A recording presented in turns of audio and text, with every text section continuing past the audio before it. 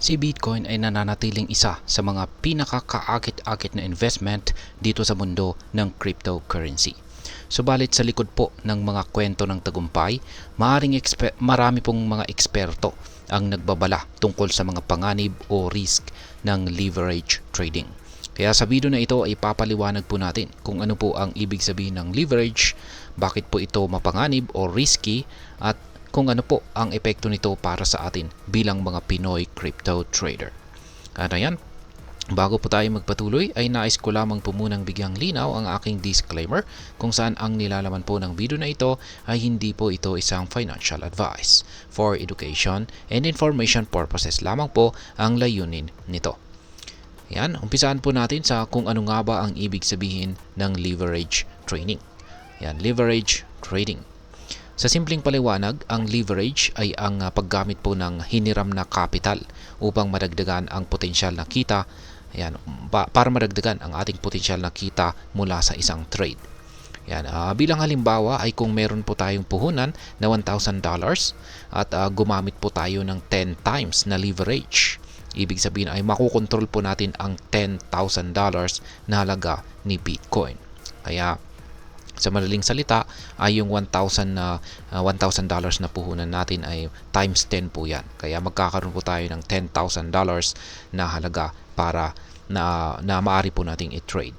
Kaya ang ideya po ay mas malaki ang maaari po nating kitain dito kapag tumaas ang presyo ni Bitcoin. Pero, yan, ito po yung malaking pero. Kasabay po nito ay mas malaki rin ang magiging talo natin rito kung sakaling bumaba ang presyo ni Bitcoin. Kaya ayan, sa leverage trading ay marami pong mga benepisyo dito, ngunit may kalakip na risk o panganib. Isa na rito ang margin call, kung saan ay kinakailangan po nating magdagdag ng pondo para hindi po ma-liquidate ang ating position. Kapag na-liquidate, yan, kapag nagkaroon po tayo ng liquidation ay ibebenta po ng broker ang ating Bitcoin para mabayaran ang utang kahit pa lugi tayo. Kaya ayan, wala tayong magagawa dyan kapag nagkaroon tayo ng margin call. Ngayon ay bakit nga ba mapanganib ang leverage? Ayan, bakit mapanganib ang leverage? Ayon po kay Ginoong Fred Krueger, isa po siyang eksperto sa finance, ay si Bitcoin ay maaring isa sa mga single best trade ever. Ayan. Ayon sa kanya ay marami pong nagkakamali dahil sa paggamit ng leverage. Sa halip po na kumita ay nauuwi ang iba sa malaking pagkalugi. Ngayon ay bakit nga ba delikado ang leverage sa crypto tulad ni Bitcoin? Ayan, meron po tayong tatlong dahilan rito kung bakit. Una ay ang volatility po ni Bitcoin. Si Bitcoin ay kilala po sa sobrang bilis ng pagbabago ng kanyang presyo. Sa loob lamang ng ilang oras ay pwede po itong bumagsak o tumaas ito ng libo-libong dolyar. Kaya ang ganito mong volatility ay mas nagiging mapanganib o risky kapag gumagamit po tayo ng leverage dahil kahit maliit na pagbaba ng presyo ay maaring magresulta po ito sa napakalaking talo. Pangalawa ay hindi po kontrolado ang risk o panganib. Ayan, sa traditional na trading, ang ating talo ay limitado po sa halagang ating inilaan.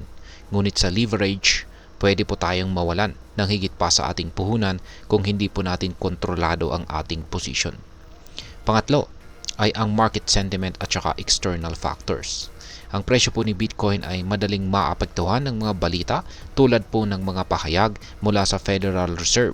Halimbawa nitong nakalipas po na December 2024 nitong mga nakalipas lamang na araw ay bumagsak po ang presyo ni Bitcoin mula sa presyong $106,500 papuntang $98,800. Matapos po ang isang hawkish comment mula kay Fed Chair Jerome Powell tungkol sa mataas na interest rate.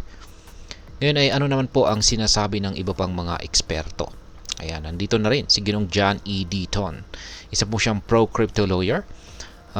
Hindi po makatwiran. Ayon sa kanya, hindi po makatwiran ang paggamit ng leverage kay Bitcoin at sa crypto trading. Sa halip ay inirirekomenda po niya ang simpleng strategy ng pag-hold kay Bitcoin. Anya, ang Bitcoin ay the best performing asset of all time.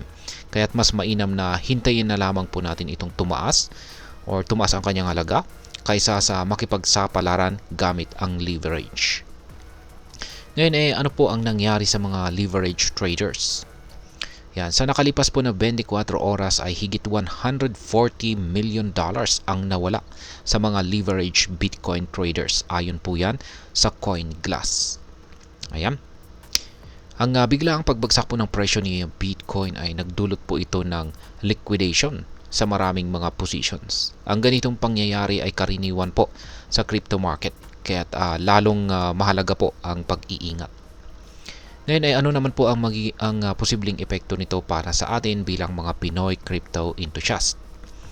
Ang leverage trading ay maaari pong mukhang kaakit-akit dahil sa pangakong mas malaking maaari po nating kitain sa paggamit nito. Ngunit dapat po nating tandaan na ang crypto market ay hindi po ito regulated dito sa Pilipinas tulad ng ibang bansa. At ibig sabihin ay mas mataas po ang panganib at maaring mas mahirap pong makuha ang suporta kung magkaroon ng problema sa ating trading account. Para sa mga Pinoy na nagsisimula pa lamang, mas mainam po na mag-focus na lamang po tayo sa long-term investment strategy tulad po ng pag-hold kay Bitcoin kaysa sa high-risk leverage trading. Tandaan ay hindi po kailangang maging mabilis ang ating kita. Ang mas mahalaga ay ang pagiging maingat at saka matyaga. At ngayon ay ano naman po ang aking masasabi tungkol dito. Si Bitcoin ay isang revolusyonaryong asset na nagbibigay po ng bagong pag-asa sa maraming tao, kabilang na po ang mga Pinoy. Ngunit ang paggamit po ng leverage ay isang laro na hindi para sa lahat. Para sa mga baguhan, mas mainam po na unawain po muna natin ang dynamics ng crypto market bago po tayo pumasok sa high-risk trading. Ang tamang edukasyon, disiplina at simpleng diskarte ay sapat na para magtagumpay sa Bitcoin investment.